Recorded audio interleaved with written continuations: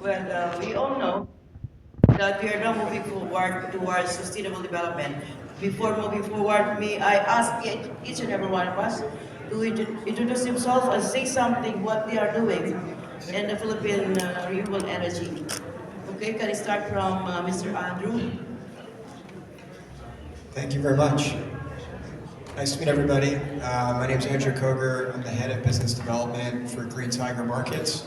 We're based in Singapore, but we operate the forward financial market for electricity in the Philippines. So for any business that has financial exposure to the WESM spot market in the Philippines, they can use our market to hedge that price volatility from WESM.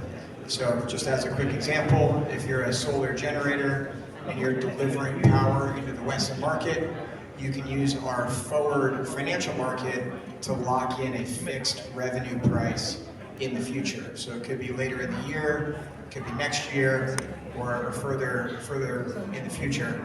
Alternatively, if you're building solar and maybe your project is a bit delayed and you need to buy replacement power, you can use our forward market to lock in a fixed purchase price. We work with all types of energy companies, both generators and reses in the Philippines. Thank you. Good afternoon. I'm Gian Gutierrez. I'm with First Gen. We are a clean and renewable energy developer. We have over 3,600 megawatts of natural gas, solar, wind, geothermal, and hydro plants. And we aim to continue seeking collaborative pathways towards a decarbonized and regenerative future. Hi, good afternoon. I'm Carlo Abril. I'm the Vice President for Strategic Projects of Sanisha Energy. Basically, I lead projects that are sort of more advanced compared to, more brownfield compared to greenfield in Sanisha. Particularly right now, our crown jewel, is a 1.3 gigawatt floating solar project in Laguna Lake. We're doing that and we're hoping that it will really start construction by next year. So we're really looking forward to talking to different contractors, different suppliers for this project for it to start constructing next year. Okay. Okay, I am Ruth Briones. I'm sure everybody knows me. I'm the chairman CEO of Green Energy Solutions. Okay, I want to make an introduction. We know that the Philippines recognize the importance of increasing power capacity from our resources based on the Philippine Energy Plan and also the Philippine Development Plan. Recently, we have set targets for 2030 and 2040. And this is all about the transition to alternative energy, and it is expected to help the Philippines achieve greater energy independence and mitigate global climate change. As the country envisions to be on a move to transformative transition, integrating climate mitigation, the country envisions, again as I said a while ago, 35% RE in 2030, 50% in 2040 in the energy mix. Clearly, there is a shift from being coal dependent to a more diverse one, with a substantial contribution from renewables that will contribute to 75% reduction from greenhouse emission. As we move forward now, can we imagine the future with RE? My first question now to the panel is, how do we move forward? What is our specific goal when it comes to RE in the Philippines? Imagine that we are now in 2050. What can we see? In the Philippines, Mr. Cougar. In 2050, we're supposed to have 50% RE in the renewable mix. Is that even enough? Can we attain the 75% reduction on greenhouse gas emission? So it's a great question. It's a very ambitious target, and it's been great to see over the last couple of years the growth of all different types of renewable energy generation across the Philippines.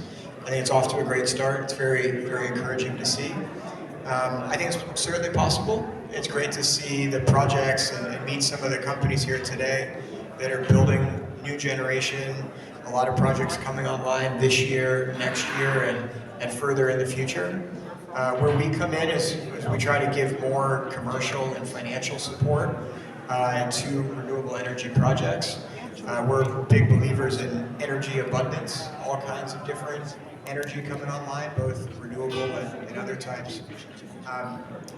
We heard in the last panel different types of offtake arrangements, so selling to a res, using it as CNI, embedded generation, and others. One of the options is selling into the spot market. That's been a challenge historically because of the price volatility, the price uncertainty. Selling into Wesson, our forward hedging contracts help to provide more financial security for that channel. And using that, among others, helps to provide the financial opportunity, kind of the business case to enable more renewable energy to be built. Okay, thank you. It's very good. Keep looking at that. You are very futuristic. But may I now call on Gian. First gen is into hydro, geo, coal, right? We're not And not into coal, more Not RE. coal since 2016. No more, you retire that. But can we see how will you look forward in 2050 as a first gen? You know, first gen is one of the prime mover of RE in the Philippines. Yeah, we are very optimistic about the future, about a clean energy future. We see the targets set by the DOE and the ERC. Is it attainable? Yes. Do we have the policies in place? Yes. What do we have to do? Just get them rolled out. So we have the rules. We've had the rules for such a long time. It's been there since the RE Act itself. It's been there since 2008. But it's a question of how long is it gonna take for us to finally see and finally reap the benefits of that rule. And so, while we welcome new incentives, new programs, at the very basic, what we ask for is just implement what we have. Implement the RE Act, like the RPS, the GEOP, and the GAP. Once we have those in full, it will help us reach all those targets that we have in the very near future of 2030, 2040, and 2050. Thank you, Gian. Okay, well, let's continue our discussion, Carlo. Carlo, South Asia is one of the prime movers of RE in the Philippines. What can you see in 2050? 2050, well, I think the targets were only set up to 2040. So up to 2040, 2040, we're hoping that we can meet that more than 50%. But I'll pick up from what Gian said. No? The rules are there, I think. And when the RE Act was enacted in 2008, it took time to put in the IRR, the implementing rules and regulations of the different components of the RE Act. But now it's complete. So the issue now is really implementation, the rollout, as Gian was saying. And I think there are a few items that require our focus right now, our attention, our things that we need to solve immediately. So first one, and I think this is true for everyone, the problem with transmission.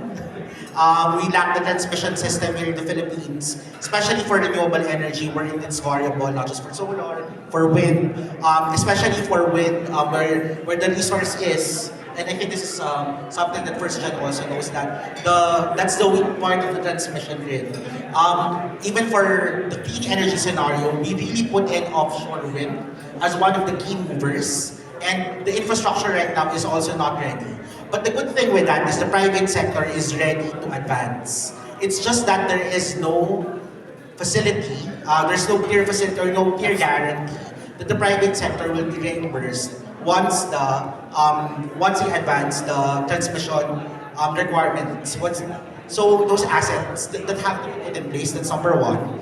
Second is for batteries. Since there is a lot of variable renewable energy in the system, we think that battery will play a key role in not just helping the transmission system, but also the injection of more RE.